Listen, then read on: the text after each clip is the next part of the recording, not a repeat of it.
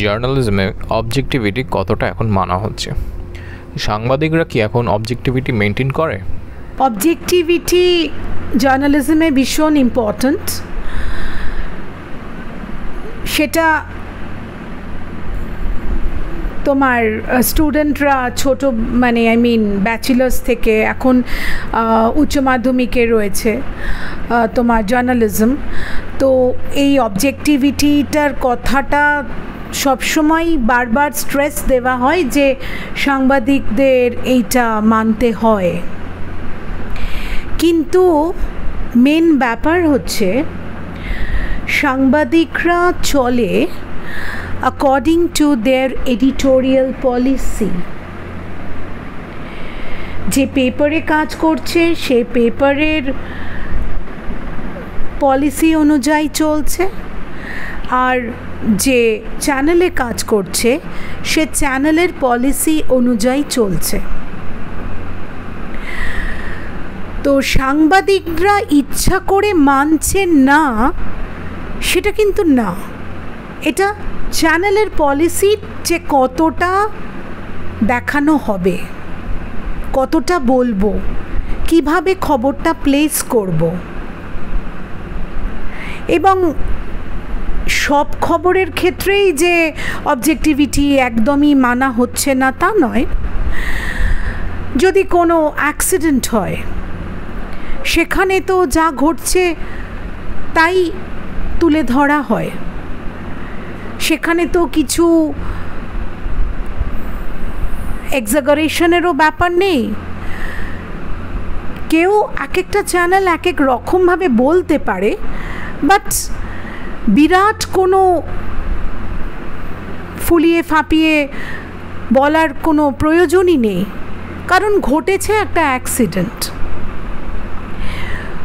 তারপরে যদি কোনো সোশ্যাল যদি কোনো একটা প্রোগ্রাম হয়, সেখানে যদি তোমার কোনো সেলিব্রিটি আসে ইনঅগারেট করতে, এখানেও কোনো ব্যাপার নেই যে অবজেক্টিভিটি মেনটেন না করার। যা ঘটেছে তাই তুলে ধরা হয়। স্পেসিফিক কিছু নিউজের ক্ষেত্রে এইটা চ্যানেলের পলিসিটা ইম্পর্ট্যান্ট হয়ে দাঁড়ায়। ঠিক আছে? রিসেন্টলি যে ক্রাইসিসটা ঘটলো, মিডিয়া এই ক্রাইসিসটা নিয়ে কীরকম কভার করেছে, এটার ব্যাপারে আপনার কি মতামত আছে? আমার মতে তো মিডিয়া বলবো যে দারুণ কাজ করেছে। এখন এটা তো অস্বীকার করলে চলবে না যে অনেক টেকনোলজিক্যাল অ্যাডভান্সমেন্ট হয়েছে এবং মিডিয়া সেই অপরচুনিটিসগুলো কাজে লাগিয়েছে। আমরা অনেক উপকৃত হয়েছি, প্রতি সেকেন্ডে আপডেট পেয়েছি। কিন্তু আমার একটা দিকের একটু খারাপ লেগেছে। খারাপ লাগাটা হচ্ছে আমাদের এখানের সব চ্যানেলগুলোতে, বেশিরভাগ চ্যানেলে যেইভাবে তোমার একটা কান্ট্রিকে যেভাবে বলছে এবং তাদের তোমার বডি ল্যাঙ্গুয়েজ যেভাবে তুলে ধরেছে তোমার খবরগুলোকে, সেটা কিন্তু এটা আমার বলতে পারো যে এত বেশি করাটা হয়তো ঠিক হয়নি। যারা কাজ করছেন মিডিয়াতে তারা হয়তো এটাতে খুব উত্তেজিত হয়ে পড়েছেন, সেজন্য তাদের বডি ল্যাঙ্গুয়েজটা ওইভাবে প্রকাশ পেয়েছে। বাট আমার মনে হয় যে বারবার একটা এমনই টোনে খবরটা প্রকাশ করা হচ্ছে, সেটা কিন্তু শুনতে ভালো লাগেনি। তার মানে এটা নয় যে আমি আমার দেশ এর বিরোধিতা করছি, তা কিন্তু না। এটা বুঝতে হবে, যারা মিডিয়াতে কাজ করে তাদেরকে এইটুখানি আমার মনে হয় যে একটা বার্তা দিতেই পারা যায় যে এইভাবে বলাটা বোধহয় উচিত হয়নি। এবং কেউ আমি শুনছি, মানে আমি অনেকগুলো চ্যানেল ঘুরিয়ে দেখছিলাম, ইন্ডিয়ান আর্মি যে কাজটা করেছে তারা ইন্ডিয়ান আর্মির কথা ভুলে গেছেন, ভুলে গিয়ে আমরা করেছি। ভাই, ইন্ডিয়ান আর্মির কথা বলা হয়নি, আসছে আমরা বলে। এবং অন্য দেশের নাম উচ্চারণ করে যেইভাবে একটা প্রতিহিংসা পরায়ণতা মানে শো হয়েছে তাদের তোমার ওয়ার্ডসের মধ্যে দিয়ে, বডি ল্যাঙ্গুয়েজের মধ্যে দিয়ে, এইটা আমার ভালো লাগেনি। কারণ আমাদের জানি যে ইম্পর্ট্যান্ট সিচুয়েশনগুলোয় ভয়েস মোল্ড করতে হয়। যুদ্ধের খবর নিশ্চয়ই আমি হেসে বলবো না। আমি অ্যাজ আ নিউজ প্রেজেন্টার একটা খবর বলছি, যেমনভাবে একটা মানুষের কাছে একটা সাংঘাতিক কিছু যাচ্ছে, সেই খবরটা পৌঁছে দেওয়াটাই হচ্ছে আমার লক্ষ্য। আমার চ্যানেলের পাবলিসিটি না, আমার বক্তব্য হচ্ছে এটাই। বাজারে তো অনেক মিস ইনফরমেশন ঘুরে বেরিয়েছে এই সিচুয়েশনটা নিয়ে। আপনি এই মিডিয়ার জগতের সাথে অনেক বছর ধরে জড়িত আছেন, তো আপনি কি মনে করেন যে এই মিস ইনফরমেশনগুলো বের হতো, ওগুলো কতটা ক্ষতি করেছে? এটা খুব ভালো প্রশ্ন, বিকজ তোমার যেমন হয়ে থাকে, বুঝলে, কোনো জায়গায় আগুন লেগেছে, ঠিক আছে, উদ্ধার করতে চারপাশের লোক চলে আসে, কেউ আবার সেখান থেকে জিনিসপত্র সংগ্রহ করতে শুরু করে, সেইগুলো আবার তারা নিয়ে চম্পট দেয়। তো মানুষের খারাপ সিচুয়েশনে যেমন এগুলো হয়ে থাকে, আমরা অনেক সময় দেখি, তেমন এই সিচুয়েশনেতেও দেখলাম যে যখন একটা যুদ্ধের পরিস্থিতি, তখনও যুদ্ধ শুরু হয়নি, তখন থেকে ফেক নিউজ চলছে। যারা রিলস বানায় তারা নিজেদের তোমার লাইক বাড়াবার জন্য, সাবস্ক্রাইবার্স বাড়াবার জন্য, ভিউয়ার্স বাড়াবার জন্য তারা ফেক নিউজ ছড়াচ্ছে, এবং এটা তারা ইচ্ছাকৃতভাবেই করছে। এবং এটার জন্য তো আমাদের প্রচুর ক্ষতি হয়েছে। কত দিনের পুরনো ভিডিও চলে এসেছে, এবং সেই ভিডিওগুলো তোমার সোশ্যাল মিডিয়ায় ঘুরছে, এবং সেগুলো দেখে আমরা বিশ্বাসও করে ফেলেছি, একে ওকে তাকে শেয়ারও করছি, এবং উত্তেজিতও হয়ে পড়ছি যে সাংঘাতিক অবস্থা এই সিচুয়েশন। সবথেকে বড় কথা, কিছু কিছু প্রতিষ্ঠান, সংবাদপত্র প্রতিষ্ঠান, তারাও এই ভিডিওটা শো করেছে, করে তারা ছোট্ট করে লিখছে এর কতটা সত্যি কতটা মিথ্যে যাচাই করা হয়নি। তুমি যদি যাচাই না করো তাহলে তুমি দিলে কেন? একটা নামী মিডিয়া সে যদি এই ভিডিওটা দেয়, তখন যে কেউ লোক, আমি তুমি সবাই বিশ্বাস করবে যে না, এটা ঘটেছে। তো এটা স্বাভাবিক। মেন কথা হচ্ছে এইটার দিকেও আমাদের ক্ষতি হয়েছে। পরে কিছু 1-2 দিন পরে আবার ওই প্ল্যাটফর্ম থেকেই জানা যায় এই ভিডিওটা ফেক, একটা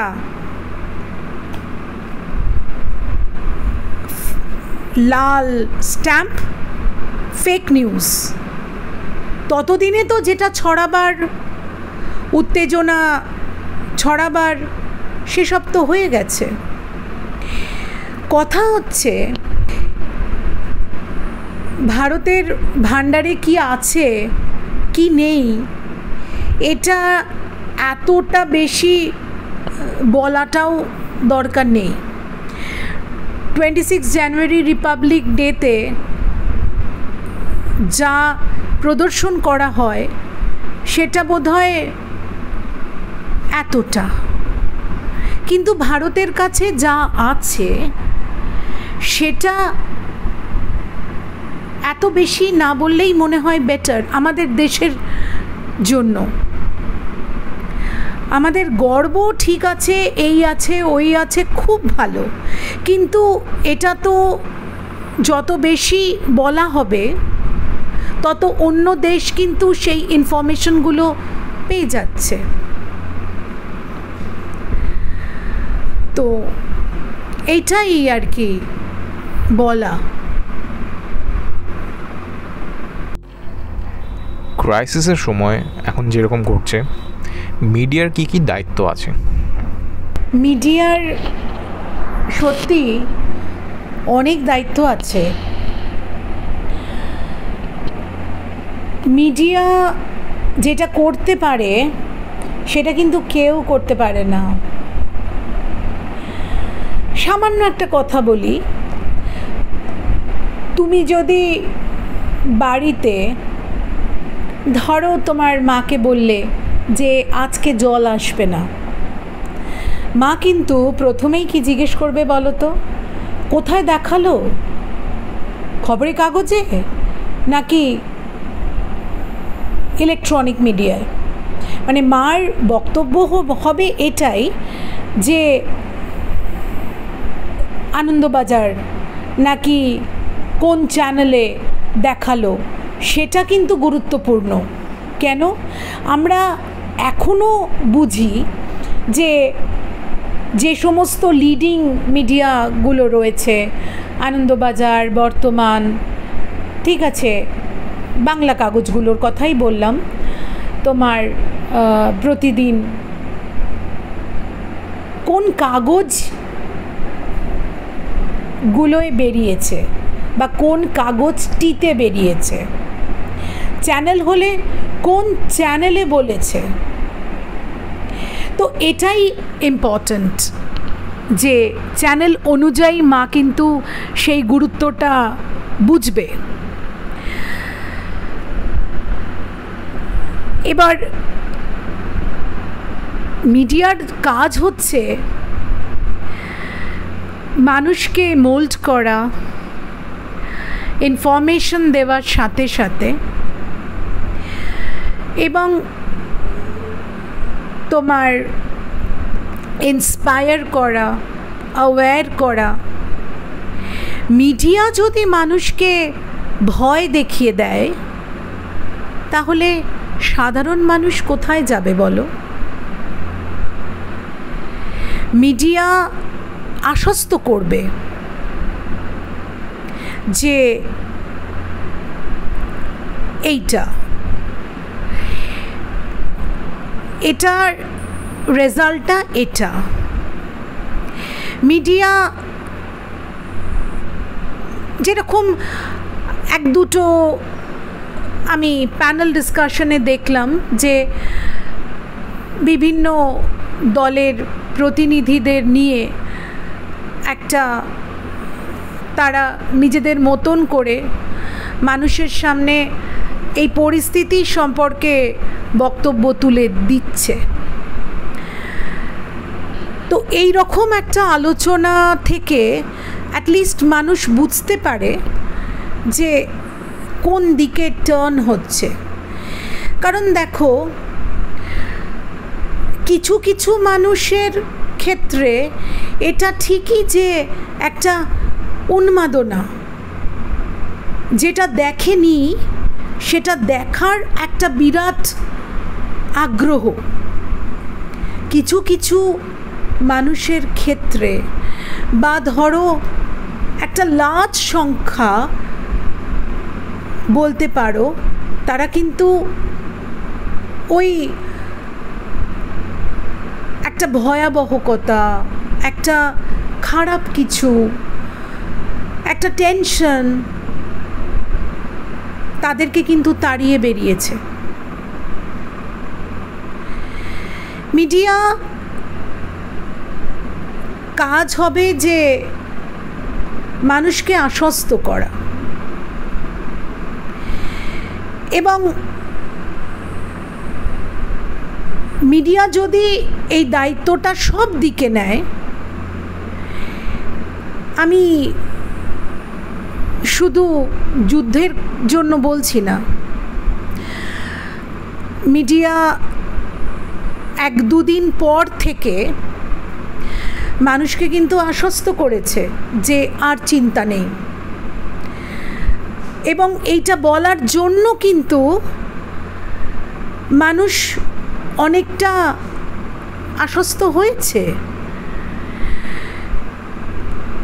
তার মানে মিডিয়ার দ্বারাই কিন্তু এই কাজটা হয়েছে। আমি জানি না, দুদিন প্রচণ্ড উত্তেজনা শো করে লাস্ট দিনগুলোতে কিন্তু মিডিয়া আশ্বস্ত করছে মানুষজনকে, সেটাও দেখা গেছে। এটা কিন্তু প্লাস পয়েন্ট, আমার এটা দেখেও ভালো লেগেছে। সামান্য একটা জিনিস তুমি দেখো, আমরা তো ছোটোবেলা থেকে দেখছি যে এনভায়রনমেন্ট ক্লিন রাখবে, কিন্তু তুমি যতই এনভায়রনমেন্টাল সায়েন্সকে তুমি পাঠ্যের মধ্যে নিয়ে আসো, তাও কিন্তু এখনও দেখবে যে বাসের জানলা দিয়ে চিপসের প্যাকেট, তারপরে তোমার কোনো এই প্লাস্টিক, তারপরেতে যেটা ধরো তার আর কাজে লাগছে না সেটা ফেলে দিচ্ছে, কলার খোসা। তো এটা কিন্তু প্রত্যেকটা বাচ্চাই কিন্তু জানে এবং স্কুল থেকেই শিখেছে যে এইটা করবে না। কিন্তু এখানে কিন্তু একদিন যদি মিডিয়া এই কাজটা করে যে তোমার এনভায়রনমেন্টকে ক্লিন রাখার জন্য এবং আমাদের ভবিষ্যৎ প্রজন্মকে সেফ রাখার জন্য ইমিডিয়েটলি এইটা করার প্রয়োজন, তাহলে কিন্তু প্রত্যেকটা মা বাড়িতে কিন্তু বাচ্চাদেরকে ওইটাই বলবে যে কেন মিডিয়া বলেছে। মিডিয়াকে মানুষ এরকমই বিশ্বাস করে। তুমি বললে কিন্তু কেউ বিশ্বাস করবে না, মিডিয়াকে বলতে হবে।